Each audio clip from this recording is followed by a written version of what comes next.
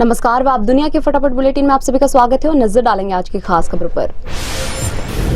हाथरस मामले में एसडीएम जांच रिपोर्ट में खुलासा, स्वयंभू बने भोले बाबा का सदमार्गदर्शन उनके भक्तों के लिए काल बन गया। बाबा के चरणों की मिट्टी पाने की होड़ में उनके 121 भक्तों को मौत मुंह में ले गई।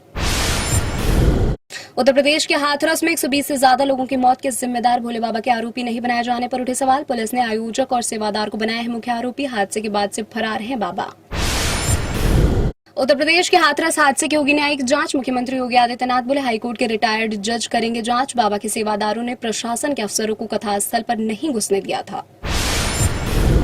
हाथरस में भगदड़ से डरे बागेश्वर धाम के धीरेन्द्र कृष्ण शास्त्री, लोगों से की सत्संग में नहीं आने की अपील, कहा घर से ही करे बालाजी की पूजा। हाथरस हादसे पर रूस के राष्ट्रपति व्लादिमीर पुतिन ने दुख जताया। पुतिन ने राष्ट्रपति द्रौपदी मुर्मू को भेजा शोक संदेश। हादसे में 120 से ज्यादा लोगों की हुई है मौत। हाथरस हादसे को लेकर इलाहाबाद हाईकोर्ट में जनहित याचिका में सत्संग के बाद हुई भगदड़ की घटना की सीबीआई से जांच कराने का है अनुरोध। हाईकोर्ट अधिवक्ता गौरव द्विवेदी ने दायर की है याचिका। लोकसभा के बाद राज्यसभा में पीएम मोदी ने विपक्ष पर किया पलटवार। इमरजेंसी से लेकर लोकसभा चुनाव के परिणाम तक कांग्रेस पर कसा तंज। मणिपुर पर भी बोले पीएम मोदी। पीएम मोदी ने राज्यसभा में कहा, हम चाहते थे कि पेपर लीक जैसे संवेदनशील मुद्दे पर राजनीति न हो, लेकिन विपक्ष को इसकी आदत है। मैं भारत के युवाओं को आश्वस्त करता हूं कि नौजवानों के भविष्य के साथ खिलवाड़ करने वालों को सख्त सजा मिलेगी। इसके लिए एक्शन लिया जा रहा है।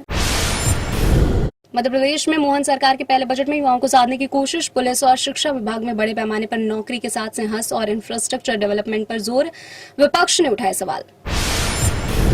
कांग्रेस महासचिव जयराम रमेश ने कहा, प्रधानमंत्री नरेंद्र मोदी का यह दावा हैरान करने वाला है कि मणिपुर में स्थिति सामान्य है। वास्तविकता यह है कि स्थिति तनावपूर्ण बनी हुई है। राष्ट्रपति के अभिभाषण में भी मणिपुर का कोई उल्लेख नहीं था। झामुमो के कार्यकारी अध्यक्ष हेमंत सोरेन राज्य में पार्टी नीति गठबंधन के विधायकों के बीच सर्वसम्मति के बाद तीसरी बार झारखंड के मुख्यमंत्री के रूप में वापसी कर सकते हैं, इस्तीफा दे सकते हैं मुख्यमंत्री चंपई सोरेन। महाराष्ट्र में जिका वायरस के कुछ मामले सामने आने के बाद केंद्रीय स्वास्थ्य मंत्रालय ने जारी किया परामर्श। सभी राज्यों को स्थिति की निरंतर निगरानी बनाए रखने का दिया निर्देश। राज्यों से आग्रह किया है कि वे गर्भवती महिलाओं की जिका वायरस जांच कराए जाने पर ध्यान दें। आबकारी नीति घोटाले से जुड़े धन शोधन मामले में मुख्यमंत्री अरविंद केजरीवाल को राहत नहीं। दिल्ली की अदालत ने केजरीवाल की न्यायिक हिरासत 12 जुलाई तक बढ़ाई। दिल्ली के मुख्यमंत्री अरविंद केजरीवाल ने दिल्ली हाईकोर्ट में शरण ली। आबकारी नीति घोटाले के सिलसिले में सीबीआई द्वारा दर्ज भ्रष्टाचार के मामले में मांगी जमानत।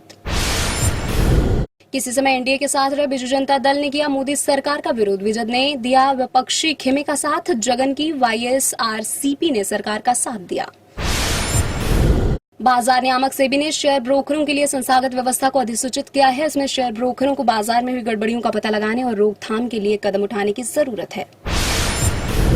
हार्दिक पांड्या आईसीसी की टी20 अंतर्राष्ट्रीय ऑलराउंडर रैंकिंग में शीर्ष पर पहुंचने वाले पहले भारतीय बने। पांड्या आईसीसी टी20 अंतर्राष्ट्रीय रैंकिंग में श्रीलंका के वानिंदु हसरंगा के साथ संयुक्त रूप से नंबर 1 खिलाड़ी बने।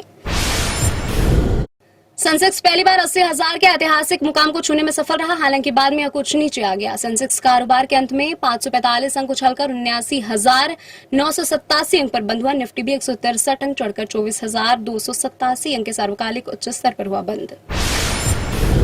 अजय देवगन की फिल्म औरों में कहां दम था की रिलीज डेट हुई पोस्टपोन। 5 जुलाई को सिनेमाघरों में होने वाली थी रिलीज। मेकर्स ने कहा, डिस्ट्रीब्यूटर्स और एग्जिबिटर्स की रिक्वेस्ट पर लिया गया फैसला। फिलहाल नई रिलीज डेट की नहीं हुई है घोषणा। टीवी एक्टर करण वाई और क्रिस्टल डिसूजा से मनी लॉन्ड्रिंग केस में ईडी की पूछताछ। निया शर्मा को भेजा गया समन। सिलेबस पर पैसे के बदले online Farex trending app octa FX को प्रमोट करने का है आरोप। इस मामले में कई जगह छापे मार चुकी है ईडी की टीम। ये थी आज की फटाफट बुलेटिन और ऐसे ही ताजा अपडेट्स के लिए बने रहे हमारे साथ, यानी कि विजिट करें आप दुनिया पर।